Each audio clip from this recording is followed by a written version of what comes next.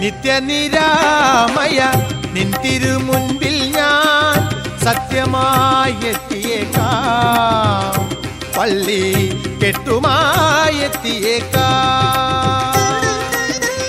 നിത്യനിരാമയ നിൻ തിരുമുൻപിൽ ഞാൻ സത്യമായി എത്തിയേക്കാം, പള്ളി കെട്ടുമായി എത്തിയേക്കാം.